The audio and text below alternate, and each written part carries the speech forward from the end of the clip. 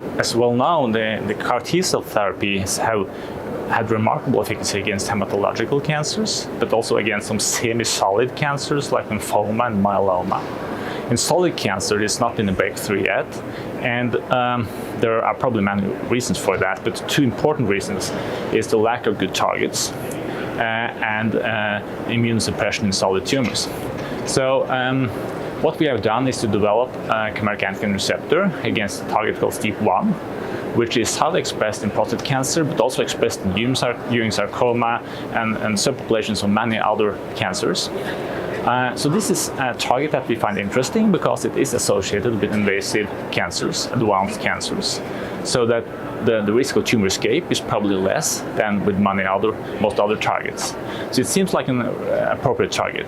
And the normal tissue expression is very low except for in the prostate, which is an organ that will have been removed at least in many of these prostate cancer patients. So we have developed a chimeric antigen receptor that works well in our mouse models, both in subcutaneous mouse models and in models of metastatic prostate cancer.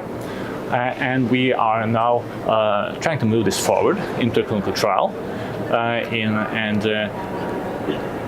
As it looks now, the first trial will be in Ewing sarcoma, where there are young patients with a very strong medical need, and where this target STEAP1 is highly expressed. And we think that it will be very interesting to see what can be achieved with the CAR against a good target, because that's hardly been done actually in the solid tumors, because it's so hard to find a good target. But we also believe that it may be necessary to have add-on constructs, which we are working on, and combinations to counter the immune suppression.